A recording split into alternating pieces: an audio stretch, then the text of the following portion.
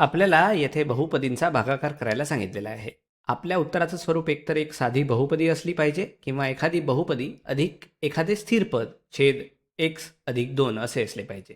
जिथे P of x ही एक बहुपदी आहे आणि के हा एक पूर्णांक आहे. ठीक आहे. आणि जर आपण हे खान अकॅडमीवर करत असतो, कारण हा खान अकॅडमीचा एक स्क्रीनशॉट आहे, तर आपल्याला हे टाईप करावं लागलं असतं. पण आपण हे हाताने म्हणजे स्वतः सोडवणार आहोत आणि नेहमीप्रमाणे आपण हे एकत्रित सोडवण्यापूर्वी तुम्ही हा व्हिडिओ पॉज करा आणि स्वतः सोडवण्याचा प्रयत्न करा. चला तर मग आता आपण हे मिळून सोडवूया. आणि आपण येथे 3x घन अधिक 4x वर्ग वजा 3x अधिक 7 या बहुपदीला x अधिक 2 नी भाग देणार आहोत. आणि नेहमीप्रमाणे आपण सर्वात आधी सर्वात मोठ्या कोटीच्या पदांवर लक्ष केंद्रित करूया. 3x घन मध्ये x भाग किती वेळा जाईल? 3x वर्ग वेळा. आपण हे दुसऱ्या कोटीच्या रकानात लिहून घेऊया. 3x वर्ग. मग 3x वर्ग गुणिले 2 बरोबर 6 किंवा 6x वर्ग येते. मग 3x वर्ग गुणिले x बरोबर 3x घन येते.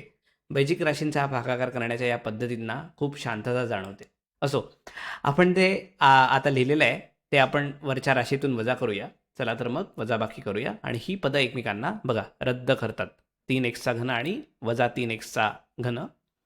आणि मग 4x वर्ग वजा 6x वर्ग बरोबर ऋण 2x वर्ग येतं. आता ते ऋण 3x खाली घेऊया आणि आता आपण पाहूया की ऋण 2x वर्गमध्ये x भाग किती वेळा जाईल. तर याचा भाग ऋण 2x वेळा जाईल. हे आपण पहिल्या कोटीच्या रकान्यात लिहून घेऊया. ऋण 2x गुणिले 2 बरोबर ऋण 4x होतात आणि ऋण 2x गुणिले x बरोबर ऋण 2x वर्ग. आता आपण इथे नारंगी रंगात जे लिहिलेले आहे ते वरच्या राशीतून वजा करूया. त्यामुळे आपण एकतर संपूर्ण राशीला कंसात ठेवून बाहेर वजाबाकीचं चिन्ह देऊ शकतो किंवा आपण ते वजाबाकी चिन्ह आत गुणू शकतो, ज्यामुळे ती दोन्ही पदं धन म्हणजेच पॉझिटिव्ह होतील आणि त्यामुळे एक्सच्या वर्गाची पदे रद्द होतील. ऋण 3x अधिक 4x बरोबर फक्त x शिल्लक राहील आणि आता तो 7 खाली घेऊया म्हणजे आपल्याला मिळेल x अधिक 7. एक्समध्ये एक्सचा भाग किती वेळा जाईल? तर 1 वेळा. थांबा, मला यासाठी ना एक नवीन रंग वापरू द्या. तर एक्समध्ये एक्सचा भाग किती वेळा जाईल? तो 1 वेळा जाईल. हे आपण स्थिर पदाच्या रकान्यात लिहून घेऊया. मग 1 गुणिले 2 बरोबर 2 येतं आणि 1 गुणिले एक्स बरोबर x येतं.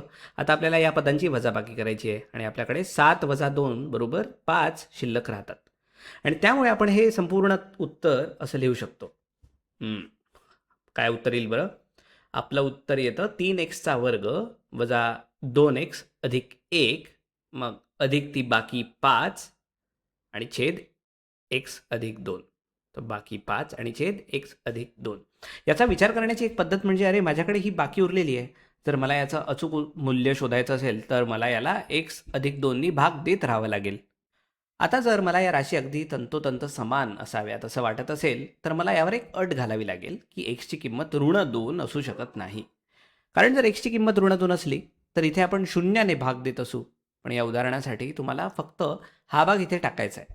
तुम्हाला तो टाईप करावा लागेल, जे कदाचित जगातलं सगळ्यात सोपं काम नाही आहे, पण हे नक्कीच करण्यासारखं आहे. ठीक आहे. आता आपण पुढच्या व्हिडिओमध्ये भेटूया.